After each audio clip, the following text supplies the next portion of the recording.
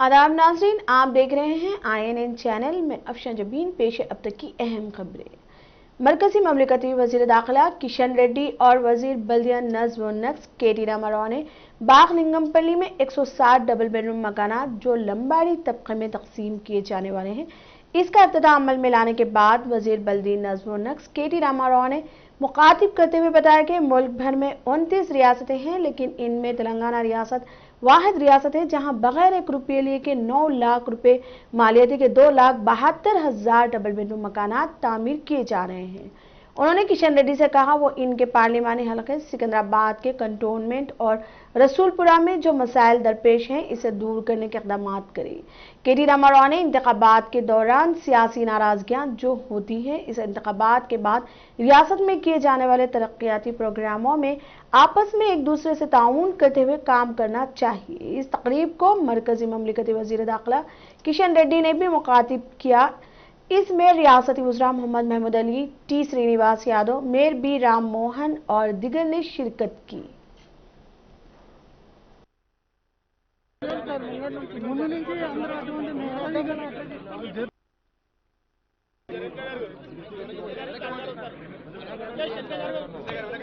పాత్రికేయ మిత్రులకి అందరికీ హృదయపూర్వకంగా నమస్కారాలు, నూతన సంవత్సర శుభాకాంక్షలు, అడ్వాన్స్గా సంక్రాంతి శుభాకాంక్షలు కూడా నేను తెలియజేస్తా ఉన్నాను. ఈరోజు నిజంగా ఒక పండుగ వాతావరణంలో ఏ లంబడి తాండాలోనైతే గతంలో పెద్దలు మాజీ మంత్రివర్యులు నాయన్ నరసింహారెడ్డి గారు ఆనాడు బతుకున్నప్పుడు స్థానికంగా అప్పుడు లక్ష్మణ్ గారు శాసనసభ్యుడిగా ఉన్నప్పుడు వారిద్దరూ కూడా కలిసి వచ్చి ఇదే లంబడి తాండాలో శంకుస్థాపన చేసిన ప్రాంతంలోనే ఈరోజు ఆ ఇండ్లు కట్టి పూర్తి చేసి మా ఆడబిడ్డలకు అప్పచెప్తా ఉంటే తప్పకుండా నాయన్ నరసన్న ఆత్మ ఎక్కడ ఉన్నా శాంతిస్తుంది. మా ఆడబిడ్డల సంతోషాన్ని చూసి వారు కూడా తప్పకుండా సంతోషపడతారని చెప్పి నేను అనుకుంటా ఉన్నా. భారతదేశంలో 28 రాష్ట్రాలు ఉన్నాయి. 28 రాష్ట్రాల్లో ఏ రాష్ట్రంలో జరగనంత గొప్పగా, ఏ రాష్ట్రంలో జరగనంత పెద్దగా ఈరోజు 18,000 కోట్ల రూపాయలతో డబుల్ బెడ్రూమ్ ఇళ్ల నిర్మాణానికి శ్రీకారం చుట్టిన ఏకైక రాష్ట్రం తెలంగాణ రాష్ట్రం అనే మాట ఈ సందర్భంగా నేను విజ్ఞప్తి చేస్తా ఉన్నాను. 18,000 కోట్ల రూపాయలతో 2,72,000 ఇండ్లు ఈరోజు తెలంగాణ ప్రభుత్వం చాలా పెద్ద ఎత్తున శ్రీకారం చుట్టడమే కాకుండా పేదవాడి మీద ఒక్క పైసా భారం పడకుండా ఈరోజు ఇక్కడ కూర్చున్న మా అక్క చెల్లెలని ఆడబిడ్డలు నేను అడుగుతా ఉన్నా, మీరెవరికైనా ఒక वजीर हरीश राव ने किसानों की फलाह व बहबूद को नजरअंदाज करने के बाद माजी की हुकूमतों को तनकीद का निशाना बनाया। उन्होंने कहा कि बरसर इख्तिदार हुकूमत रियासती बजट का 1/3 हिस्सा किसानों पर खर्च कर रही है, जबकि साबिका हुकूमतों ने किसानों को एकसन नजरअंदाज कर दिया था। उन्होंने कहा कि KCR की क़यादत में रियासत में कई फलाही स्कीमों पर अमल और जारी है। वजीर हरीश राव ने मेंबर असेंबली पद्मा देवेंद्र रेड्डी के साथ मिलकर जिला मेदक के कामाराम में डबल बेडरूम मकानात का इफ्तिताह अंजाम दिया। इस मौके पर खिताब करते हुए हरीश राव ने कहा कि जिला मेदक में 94 करोड़ रुपए से 1,888 किसानों को इंश्योरेंस की इमदाद फराहम की गई है। उन्होंने बताया कि यासिंगी फसलों इमदाद के लिए जिले को 190 करोड़ रुपए दिए गए हैं। इससे कबल वजीर ने चुना सुनकर संक्रामपेट में 22 लाख रुपए की लागत से तामीर शुदा रैतु विधिका भवन का भी इफ्तिताह अंजाम दिया।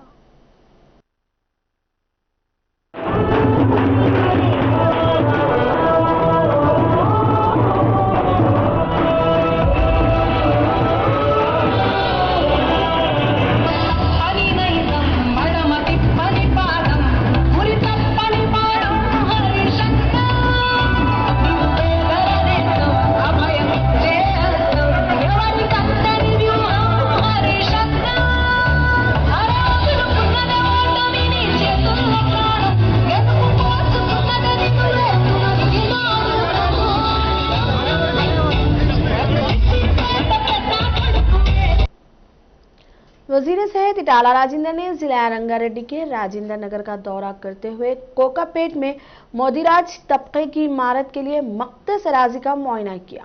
इस मौके पर संगम के रियासती सदर व राज्यसभा मेंबर बंड प्रकाश भी मौजूद थे। वाज़ेह है कि वजीर सेहत इटाला राजेंद्र ने कल भूमि के पस मंजर में इस जगह का मुआयना किया और कल मुनक्किद होने वाले इजलास के इंतजामात का भी जायजा लिया। इस मौके पर मोदीराज महासभा सेक्रेटरी से सी शंकर नरसिंघी, म्यूनिसिपल के चेयरमैन रेखा यादगिरी और साबिक एमपीबी मलेश मद्राज के अलावा दिगर भी मौजूद थे।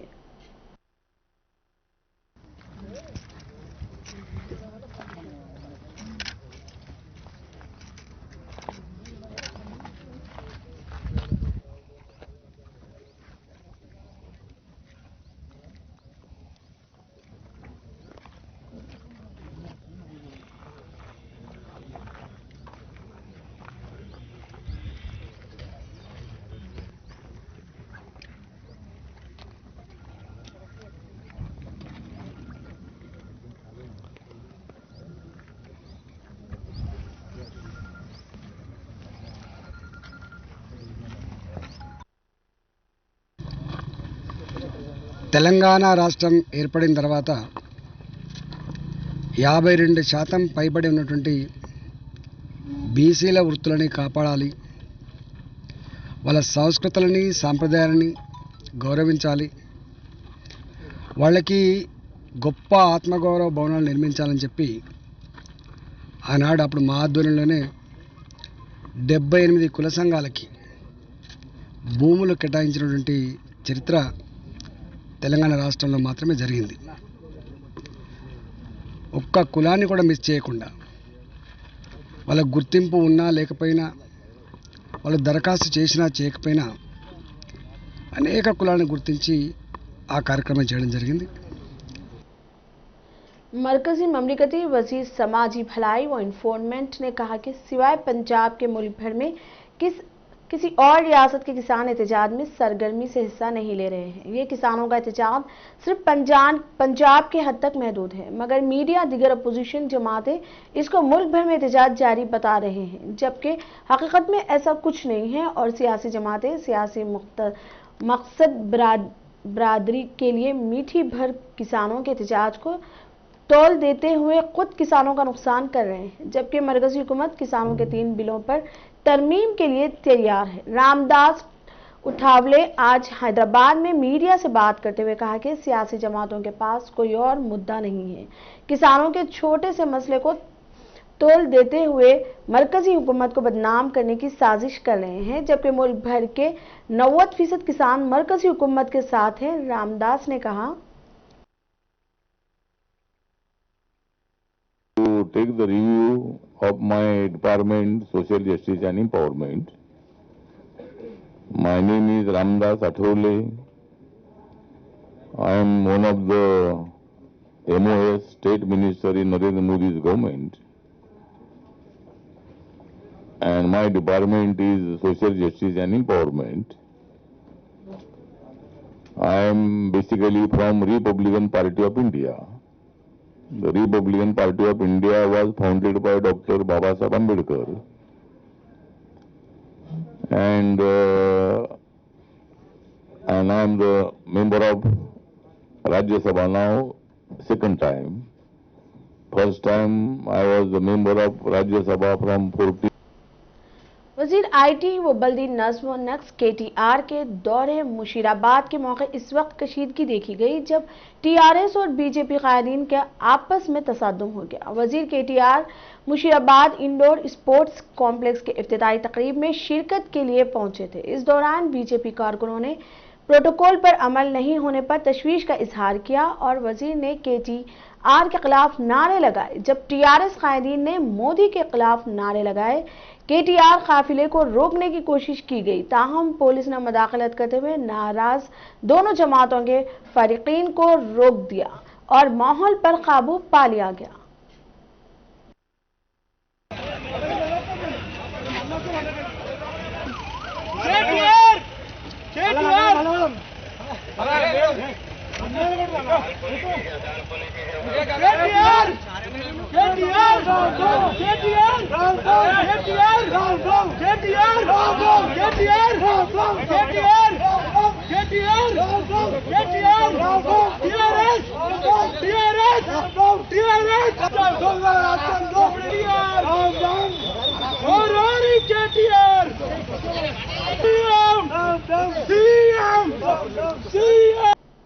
मल्काजगिरी कांग्रेस के रुकन पार्लियामेंट रेवंत रेड्डी को पुलिस ने गिरफ्तार कर लिया है। रेवंत रेड्डी की क़यादत में पार्टी कायदीन व कारकुनान ने कुत्तापेट इलाके में सड़क पर बैठकर हुकूमत के खिलाफ टीआरएस के झंडे लहराते हुए एहतजाज करते हुए हुकूमत से फसलों की खरीदी का मुतालबा किया।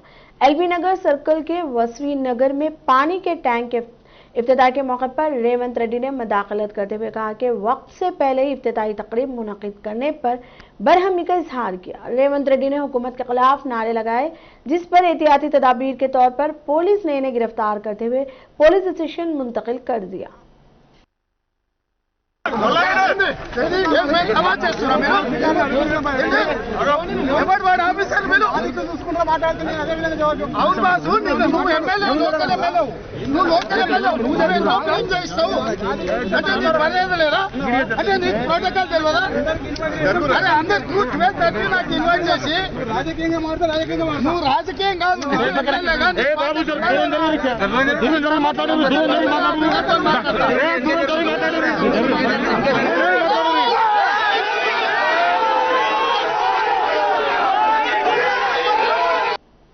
कांग्रेस की जानिब से मरकजी हुकूमत के ज़राए क़वानीन के खिलाफ धान की खरीदी के मराकज़ कायम करने और किसानों से अक़ल तरीन कीमतें अदा करते हुए अनाज खरीदने के मुतालबे को लेकर आज इंदिरा पार्क के पास रैतु दीक्षा एहतजाज मुनज़्ज़म किया, जिसमें उत्तम कुमार रेड्डी, भट्टी विक्रमार्का, जीवन रेड्डी, हनुमंतराव, मल्लू रवि और दीगर ने शिरकत की। इस रैतु दीक्षा के सदर तेलंगाना प्रदेश कांग्रेस व रुकन पार्लियामेंट उत्तम कुमार रेड्डी ने खिताब करते हुए वजीर आजम नरेंद्र मोदी और वजीर आला के चंद्रशेखर राव पर तनकीद करते हुए बताया कि मुल्क के किसान ज़राए क़वानीन के खिलाफ सख्त सर्दी में 44 दिन से नई दिल्ली में एहतजाज कर रहे हैं, लेकिन मोदी के पास इंसानियत नाम की चीज ना होने की वजह से इन पर किसानों के एहतजाज का कोई असर नहीं हो रहा है। इसी तरह तगलक की तरह हुक्मरानी करने वाले केसीआर का भी यही हाल है।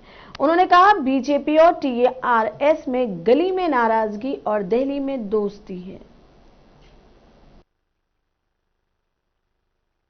किसानों की मदद के लिए अपने तेलंगाना में ही नहीं, दिल्ली में भी जो अपने किसान वहां पर धरना में बैठे हैं, 1 महीना बढ़ गया, मगर फिर भी मोदी की सरकार को आंखें खोल नहीं रही है। यहाँ के सरकार को भी इसी तरह से किसानों के साथ बहुत अन्याय हो रहा है। परसों इन्होंने जो परचेज सेंटर्स खोले थे केसीआर ने, उसको बंद कर दिया।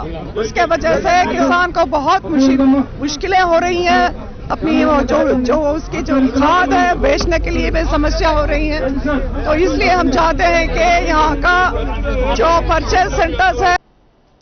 रुकन पार्लियामेंट जी संतोष ने एमएलसी के कविता से मुलाकात करते हुए रियासत तेलंगाना की जंगलात और कुदरती खूबसूरती से मुतालिक तहरीर की गई किताब वृक्षोविदम इनके हवाले किया। वाज़ेह है कि ग्रीन इंडिया चैलेंज के हिस्से के तौर पर तेलंगाना के जंगलात और इसकी खूबसूरती पर इस किताब को तेलुगु, अंग्रेजी और हिंदी में शाये की गई। इस मौके पर कविता ने वृक्षोविदम किताब की तारीफ करते हुए कहा कि किताब में तेलंगाना के जंगलात और इसकी हैरतअंगेज खूबसूरती को बयान किया गया है। उन्होंने कहा कि इस किताब में माहौल को सरसब्ज़ वो शादाब बनाने पर भी बेदारा पैदा की गई है। रुकन राज्यसभा जी संतोष कुमार और ग्रीन इंडिया चैलेंज के मेंबरों को वृक्षोविदम किताब पर एमएलसी कविता ने मुबारकबाद पेश की। शहर हैदराबाद के नवाई इलाकों शमशाबाद, पद्दा, अंबरपेट के हुदूद में महकमा ट्रांसपोर्ट के ओहदेदारों ने अचानक प्राइवेट बसों के दस्तावेजात की तलाशी ली। कल शब तकरीबन 4 बजे इन मकामात पर पहुंचकर ओहदेदारों की टीमों ने प्राइवेट ट्रैवल्स की बसों को रोकते हुए ये तलाशी मुहिम चलाई। ओहदेदारों ने बसों के तमाम दस्तावेजात की जांच की।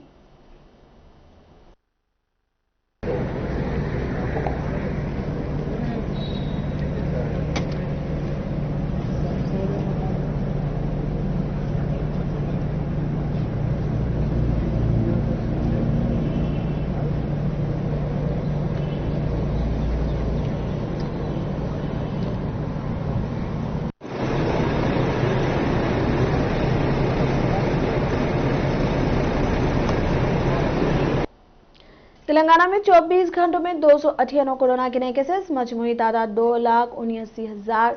जीएचएमसी में 61 केसेस दर्ज। आंध्र प्रदेश में 24 घंटों में 319 नए केसेस, मजमूई तादाद 8,84,057।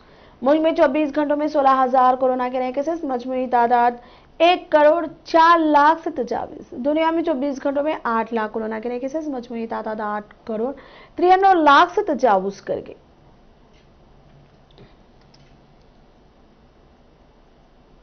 जिला वखराबाद के Sai Baba agritech banking mall में बड़े पैमाने पर आग लगने का वाकया पेश आया। बताया जा रहा है कि रुई की लोडिंग के दौरान ट्रैक्टर में शॉर्ट सर्किट के बाइस आग लगी और देखते ही देखते जबरदस्त आग भड़क उठी, जिसके नतीजे में रुई का जखीरा जलकर खाकिस्तर हो गया। मिल के मालिक ने फौरी तौर पर फायर स्टेशन को इस बात की इतला दी, जिस पर फायर फाइटर्स ने मुकामे हादसा पर पहुंचकर आग पर काबू पा लिया। दरअसल मिल में मौजूद रुई का 30% हिस्सा आग की नजर हो गया।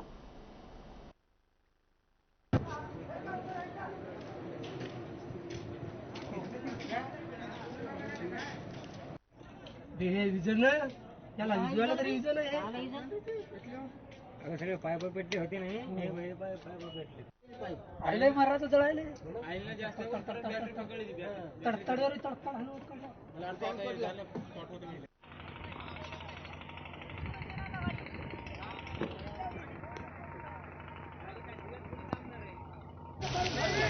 अनेक लाग आले हो।